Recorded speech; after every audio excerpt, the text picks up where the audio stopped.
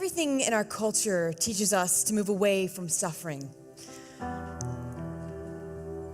and to move toward peace, to move out of neighborhoods when things go down, to move north, to move east, to keep out those who don't look like us and move closer to homogeny, because we all crave comfort and people we can identify with.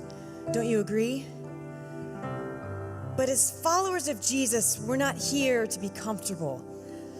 My coziness and contentment is not what's preferable to God. What's desirable to him is that I mirror his Son, which can cause my comfort to become undone, and then some.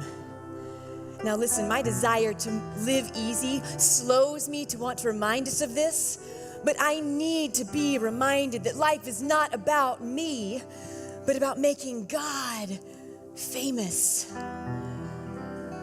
When I was small, our neighborhood HOA fought for many years to keep a certain home builder away. I remember picketing this builder's headquarters with fellow neighbors as we held signs and chanted that if they built in our neighborhood, our property values would no longer be expanded. And as a little girl, it didn't take me long to understand that it wasn't just the houses we were rejecting, but the people who would own them too. I learned quite quickly that people who can afford less house need to be bid adieu. Out there is fine, but not in here. No, this neighborhood is mine. And once the builder had their way, our neighbors moved out. They no longer wanted to stay. See, the people moving in, they didn't look like us, and they weren't our church members. They were hard to understand, and their names hard to remember. We were uncomfortable, you see, with their food and new philosophies. And it's hard to admit, but it took me a bit to change my mind on this very kind of thing. To stop thinking like everyone else around me, and think instead like the person God had asked me to be. Sometimes God calls us to be uncomfortable. He asks us to be unsafe, to walk across the street and reflect his image because we know the God of all grace. See, the birth of Jesus calls us to something altogether different than easy. Choosing to be born in Bethlehem shows us that he will go to the most abandoned parts of the earth, relegated to a stable, surrounded by dust and dirt. He deserved midwives. He deserved physicians. But the one who gives life was born in the most unsanitary of conditions. He had to flee to Egypt to escape Herod, who was threatened by this new king. Herod feared for his throne, not knowing what influence this baby would bring.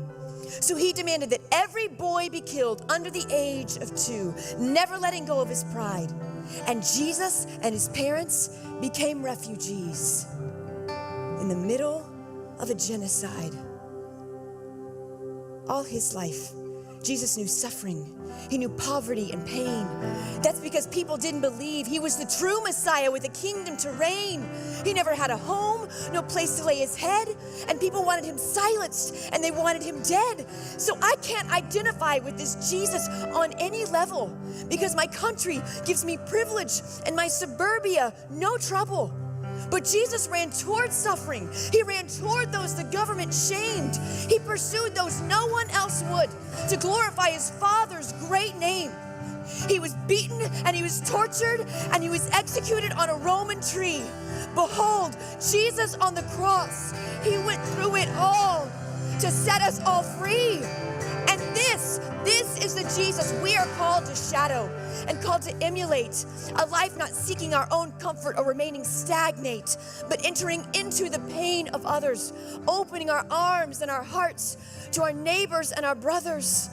With his coming, we learn that the most dangerous place for Christians to be is in comfort and in safety. Detached from the suffering of others, we may be physically safe, but this is spiritually deadly. So when our culture teaches us to move away from suffering, let's instead move in. And when they tell us those people aren't worth it, let's show them how to begin to love on those not loved, on the outcast and estranged. And may those who've always felt unworthy feel the love of Jesus in our veins. When our bodies crave comfort, let's check our comfort at the door. Because my culture invites me to live easy, but I want to live like Jesus so much more.